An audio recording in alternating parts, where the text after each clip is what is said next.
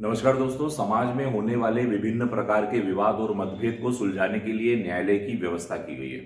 तो न्यायपालिका विवादों और मतभेदों को सुलझाने का एक जरिया होता है, किंतु आप देख रहे हैं कि न्यायपालिका में आज करोड़ों केस लंबित हो चुके हैं और इन करोड़ों केस लंबित होने की वजह से लोगों का न्यायपालिका पर से विश्वास धीरे धीरे उठता जा रहा है। इसीलिए वैकल्पिक न्याय प्रणाली का जन्म हुआ, जिसे हम एडीआरएस कहते हैं, अल्टरनेट डिस्प्यूट रिजोल्यूशन सिस्टम। नाम से स्पष्ट है, वैकल्पिक यानी ऑप्शनल, यानी अब व्यक्ति के पास, लिटिगेंट के पास एक ऑप्शन होगा कि वह न्यायालय में जाए या अन्य तरीकों से भी अपने मामलों को सुलझा सकता है। उन्हीं अन्य तरीकों में बहुत सारे तरीके होते हैं। एक तरीका होता है आर्बिट्रेशन, एक तरीका होता है मीडिएशन, एक तरीका होता है लोक अदालत, एक तरीका होता है कंसिलिएशन। तो आज हम लोग आर्बिट्रेशन की बात करने वाले हैं। आर्बिट्रेशन, जिसको मध्यस्थता कहते हैं, आर्बिट्रेशन को हम पंच निर्णय भी कहा जाता है, अवार्ड यानी पंच निर्णय भी कहा जाता है। और आर्बिट्रेशन का एक इंपॉर्टेंट टॉपिक है अपॉइंटमेंट ऑफ द आर्बिट्रेटर, यानी आर्बिट्रेटर का अपॉइंटमेंट कैसे होगा, मध्यस्थ का अपॉइंटमेंट कैसे होगा, पंच की नियुक्ति कैसे होगी, उन सभी के बारे में आज के इस वीडियो लेक्चर में हम लोग कवर करेंगे।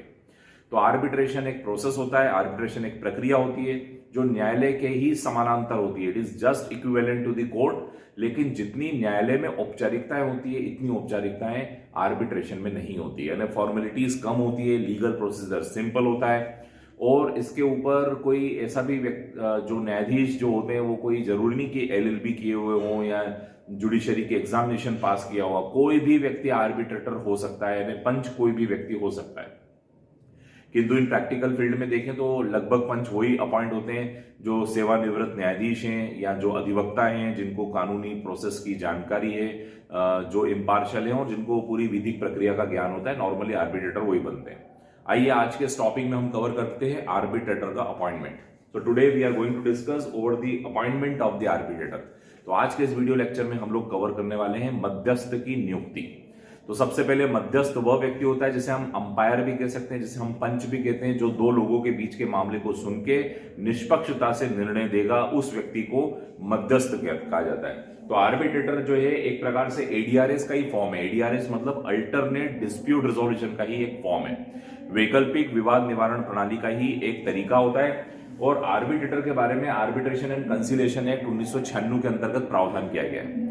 तो मध्यस्थता एवं सुलह अधिनियम 1996 की धारा 11 में आर्बिट्रेटर के अपॉइंटमेंट के बारे में बताया गया है। आर्बिट्रेटर वो कोई भी नेशनलिटी का, किसी भी राष्ट्रीयता का व्यक्ति आर्बिट्रेटर हो सकेगा, ऐसा एक्ट में कहा गया है। और साथ ही साथ ये कहा गया है कि इसकी कोई प्रिस्क्राइब प्रोसीजर नहीं है, यानी अपॉइंटमेंट की कोई प्रक्रिया नहीं होती है। अपॉइंटमेंट की जो प्रक्रिया है वो भी mutually decided by the parties, यानी अपॉइंटमेंट की जो प्रक्रिया है वह भी पार्टी द्वारा डिसाइड की जाएगी। तो दो बातें आप याद रखें कि आर्बिट्रेशन के लिए, आर्बिट्रेटर के लिए कोई पर्टिकुलर नेशनलिटी का व्यक्ति जैसे इंडियन हो ये जरूरी नहीं है। दूसरा, प्रक्रिया क्या होगी, ये प्रक्रिया भी पार्टीज ही तय करेगी, म्यूचुअली आपस में मिलकर तय करेगी। अब इसके लिए एक आर्बिट्रेशन का एग्रीमेंट होना बहुत जरूरी है। उस एग्रीमेंट में ही आर्बिट्रेटर के बारे में सारी बातें लिखी रहती है। Only then reference to the arbitrator.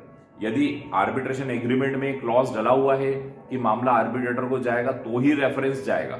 अगर आर्बिट्रेशन एग्रीमेंट में ऐसी बात लिखी हुई नहीं है तो आर्बिट्रेटर सॉल्व नहीं कर पाएगा उस केस को। तो आर्बिट्रेटर एग्रीमेंट में ये लिखा होना जरूरी है, only then reference will be made to arbitrator, यानी उसके बाद ही आर्बिट्रेटर को रेफरेंस किया जाएगा। और ये एग्रीमेंट हमेशा रिटर्न होता है, ओरल एग्रीमेंट नहीं होता है। आर्बिट्रेशन का जो एग्रीमेंट है वो सदैव लिखित में होना चाहिए। नंबर ऑफ आर्बिट्रेटर की यदि हम बात करें, कितने आर्बिट्रेटर हो सकते हैं, तो इसके बारे में कोर्ट इसमें कहा गया है कि कितने भी आर्बिट्रेटर हो सकते हैं, लेकिन इवन में नहीं होना चाहिए, सम संख्या में नहीं होना चाहिए, हमेशा विषम में होना चाहिए। एक सोल आर्बिट्रेटर भी हो सकता है, 3 आर्बिट्रेटर भी हो सकते हैं, 5 भी हो सकते हैं। तो ऐसे ये ऑड संख्या में होंगे।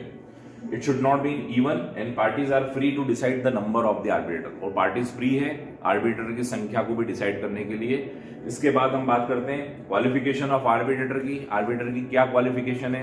तो जैसा कि मैंने आपको बताया, जरूरी नहीं कि वो जुडिशरी की एग्जामिनेशन पास किए हुए हों, ये भी जरूरी नहीं है कि उन्होंने एलएलबी किया हुआ हो। आर्बिट्रेटर कोई भी व्यक्ति हो सकता है। No specific qualification are given.